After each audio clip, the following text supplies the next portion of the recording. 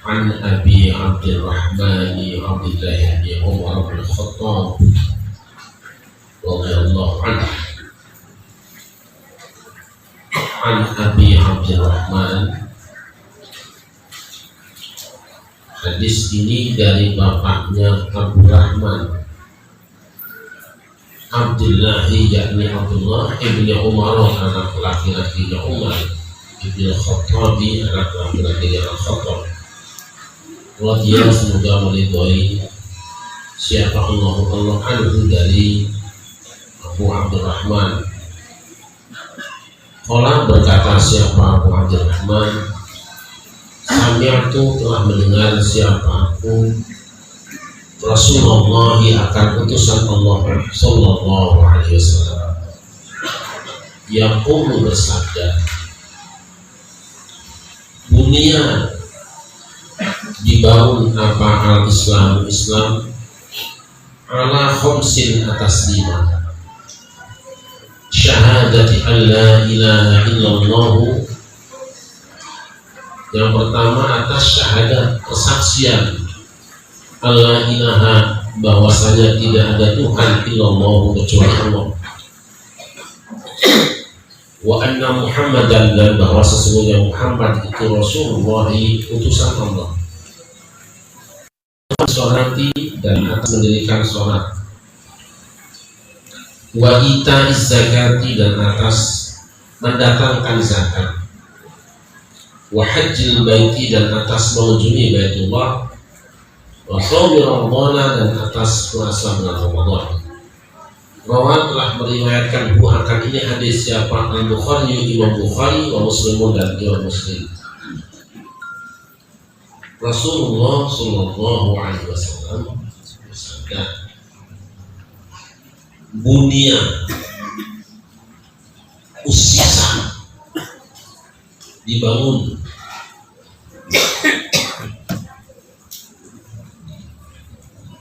ini artinya bahwa Rasulullah sallallahu alaihi wasallam itu sedang menggambarkan, atau gampangnya sedang mentasybihkan, mentamsilkan agama Islam itu dengan sebuah bangunan.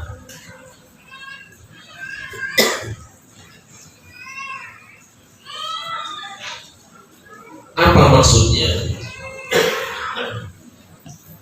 Kalau kita membangun rumah, itu tentu ada tujuannya. Tujuannya supaya kalau hujan kita tidak kehujanan, kalau panas kita tidak kepanasan, kalau ada angin bertiup kita tidak kedinginan, dan kalau ada binatang buas dia tidak menerkam kita. Ada orang yang mau jahat, mau mencuri, terlindung harta kita, dan ada apa saja tidak masuk ke tempat kita berada sehingga kita tidak terganggu. Itu bangunan. Nanti bahasanya beda-beda. Kalau rumah itu dalam bahasa Arab minimal 3: baitun, maskanun, manzilun, darun. 4 lah.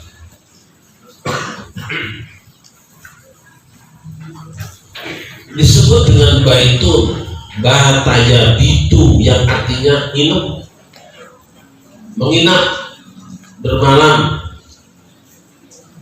Karena rumah itu memang tempat kita bermalam. Kalau tidak di rumah sendiri namanya ngendong. Ibadah ketika kita haji ada namanya mabit di Musdalifah. Karena malam itu mabit. Ada juga mabit di Mina. Karena malam hari kudu ada di sana. Nah sekarang di Indonesia suka ada kegiatan yang aneh-aneh. Acara apa nih di puncak? Mabit. Iseng-iseng aja orang. Rusaknya agama kan karena orang cinta agama tapi nggak ngerti agama atau ceroboh pakai agama. nginep di puncak namanya mabit. Nanti pulang haji kamu mabit nggak? Mabit itu mana puncak? Dengan kacau. Nanti orang belanja di pasar jadi topah karena muter-muter di tanah. Gitu? Mobil mana parkir itu lagi wukuf tuh. Tempat parkir wukuf. Terus agama. Ya tapi bahagianya begitu mau diapain lah.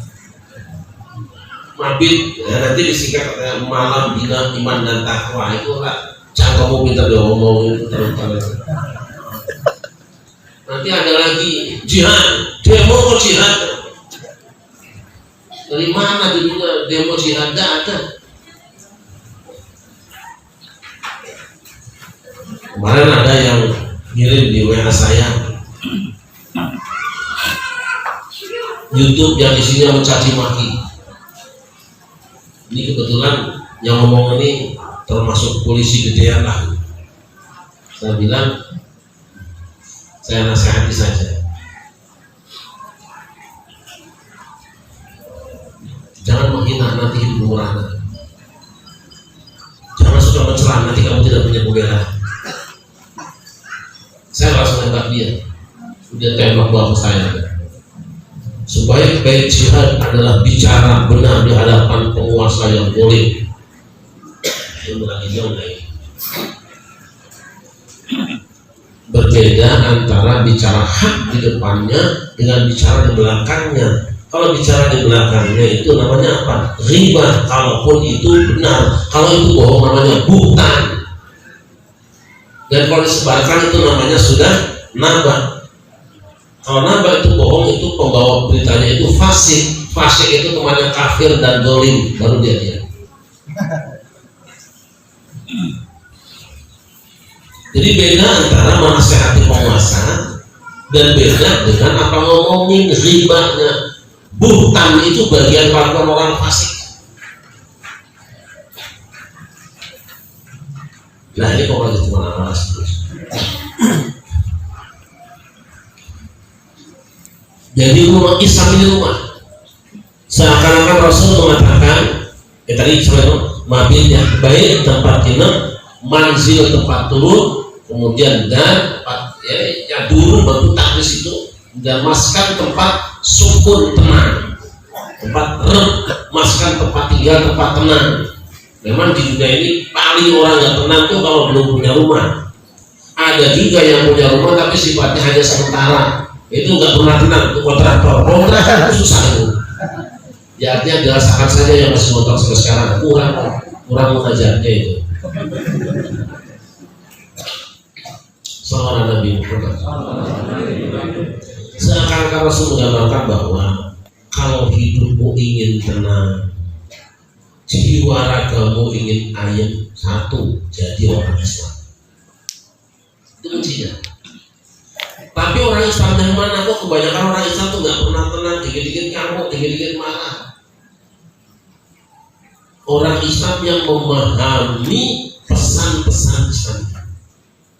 Rumah Islam ini menjamin orang yang tinggal di dalamnya bahagia, terjaga jiwa raganya. Pak, saya mencoba memahami daerah lah.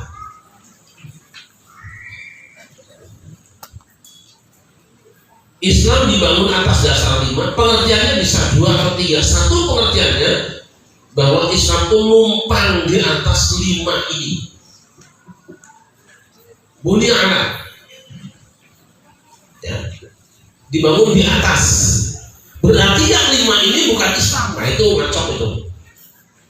Yang kedua, bunyi Islam wala khamsin pengertiannya adalah Islam itu dibentuk materialnya 5. Dan yang ketiga, Islam itu komponennya 5. Saya ngambil yang 3 ini, yang terakhir ini.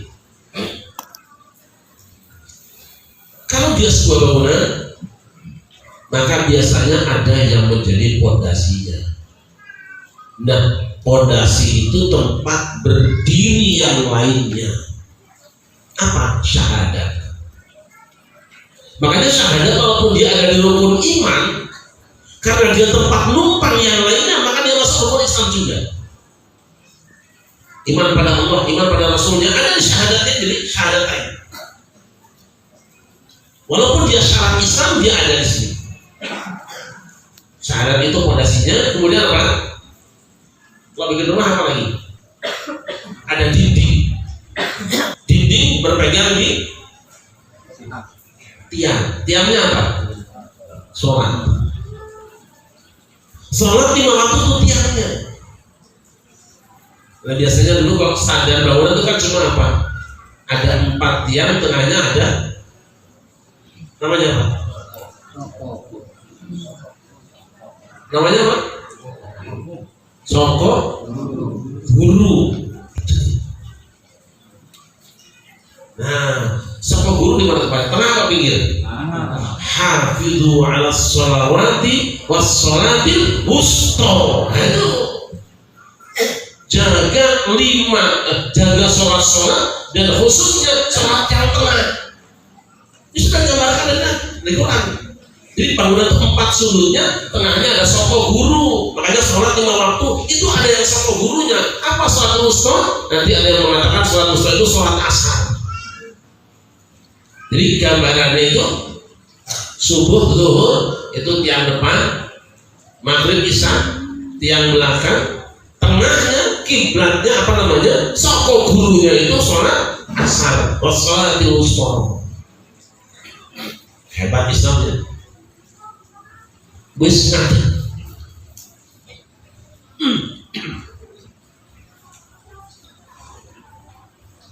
Sallallahu alaihi Muhammad. Sallallahu Muhammad. Sudah ada pondasinya, ada soko plus dindingnya. Dindingnya apa? Dindingnya itu yang menahan apa? Angin, tiupan segala macam. Itu saya gambarkan. Yang menahan itu adalah puasa. Karena puasa itu menahan. Dan kita singkat saja, gentengnya, atapnya itu haji. Sebab dia kelihatan dari jauh. Rumahnya kayak apa tuh ya, gentengnya hijau. Dari jauhan tuh, yang paling tinggi. Dan di dalam ibadah itu yang disebut cuma haji. Kalau sholat awal enggak. Kalau haji apa namanya zakat agung enggak ada. Yang ada haji yang kelihatan di atasnya. Menariknya kalau kita baca ini, perhatikan kalimatnya. Kita saja yang kadang-kadang terjemah langsung 2 kalimat syahadat, tapi Nabi mengatakan pengakuan persaksian bahwa tidak ada Tuhan kecuali Allah dan Muhammad utusan Allah. Syahadat an la ilaha illallah, bukan kalimat syahadat. Pengakuan berarti pertama orang Islam itu harus punya pengakuan, punya keyakinan. Dan kedua, sholat digunakan apa? Wa iqamis sholat, mendirikan sholat. Sudah beda. Syahadat itu mengakui, sholat mendirikan. Kenapa mendirikan? Namanya juga diam, kan perlu berdiri. Kalau geletak namanya bau. Yang kamu mendirikan. Yang ketiga, wa ita zakat, mengantarkan. Kalau atas datang, kita mendatangkan. Berarti orang yang zakat sebaiknya mengantarkan. Tidak pengumuman supaya orang datang rebutan di rumah dia. Mendatangkan. Mengirimkanlah, kira-kira begitu. Kirimkan, karena zakat itu bukan milik kamu, itu orang lain. Kirimkan ke dia. Siapa yang dikirim? Yang berhak. Sudah ada alamatnya. Fakir, miskin, amilin mu'alafah Indonesia. Hartamu yang wajib dizakati, harta zakat bukan milikmu, titipan Allah pada kamu, kirimkan ke mereka. Bukan diumumkan mereka semua mengambil. Emang punya siapa? Kemudian wahajul bait, haji itu mengunjungi ziarah, mengunjungi rumah Allah. Ini bahasanya indah banget. Hajjul bait, mengunjungi rumah, berkunjung ke rumah Allah. Kemudian wahajul bait Rasulullah menahan diri di bulan Ramadan. Insan, perhatikan kalimat-kalimat ini supaya kita menjadi orang Islam baik. Pertama, menyaksikan persaksian, yang kedua mendirikan, membangun, yang ketiga mengirimkan, mendatangkan zakat pengiriman, yang kelima kunjungan, yang keenam menahan diri. Ini 5 kelakuan kita itu aja sudah cukup orang. Dalam hidup ini orang akan bermanfaat dan akan menutup madarat kalau sudah menerima.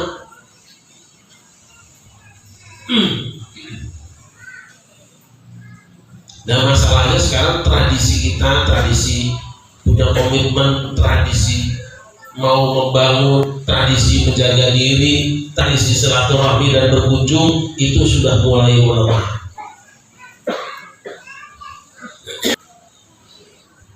Hamba memuliakan, karena rukun Islam ini bunia bangunan dia yang kokoh, maka orang yang sudah bisa membangun kelima-limanya berarti rumahnya sudah rumah ideal, rumah idaman.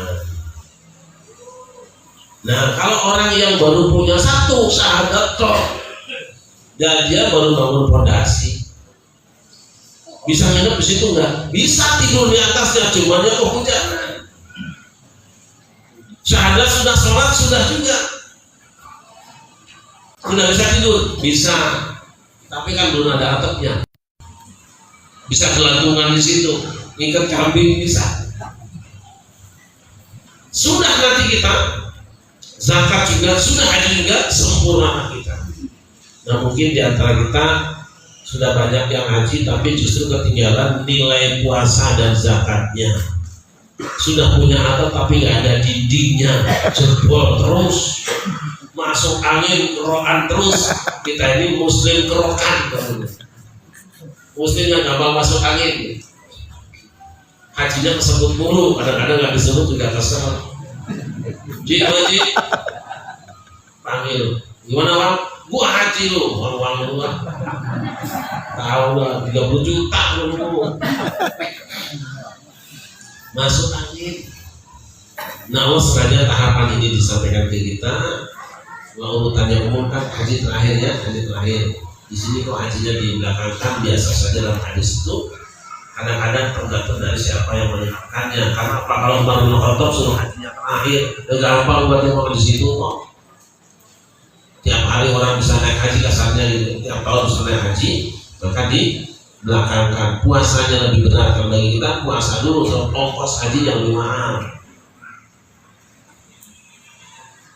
Bagaimana hukumnya orang yang tidak melaksanakan 5 ini? Dibedakan oleh para ulama.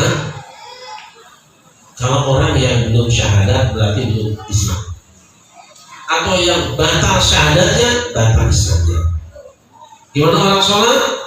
Umumnya para ulama mengatakan bahwa meninggalkan rukun Islam yang di bawah syahadat atau kewajiban-kewajiban agama tidak membuat dia menjadi kafir, hanya menjadi fasik sebagiannya. Orang yang tidak sholat itu tidak kafir asal dia masih meyakini sholat itu wajib. Tapi kalau tidak meyakini bahwa sholat itu wajib, atau dia mengenteng-entengkannya, sholat itu kan tidak wajib, maka dia sudah menjadi kafir.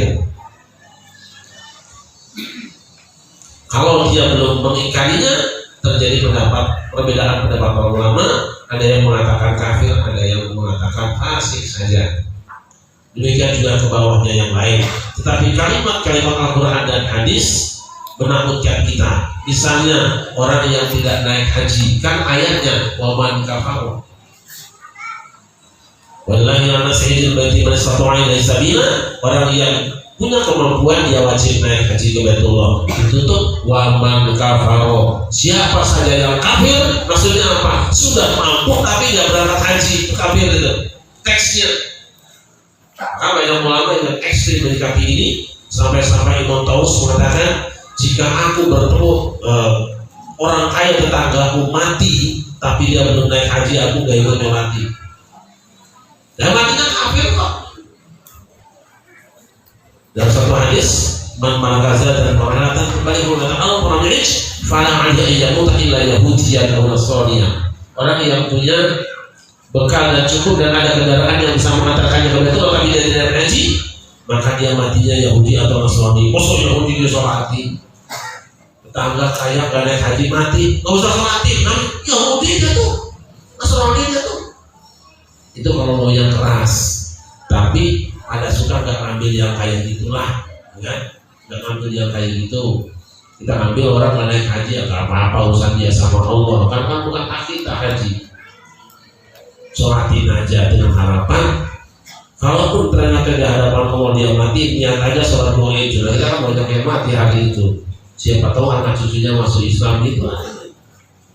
Tapi yang kelasnya enak aja kalau gak sholat, gak haji sholatin, tak makin anaknya makin gitu juga. Terus anaknya bilang, bapak gua gak sholat, sholatin juga, kagak haji sholatin juga. Ngapain gua haji juga, tak mati sholatin juga. Gua mati mau buang-buang aja, mau bau bangkai gua. Nah, itu suara wahya sudah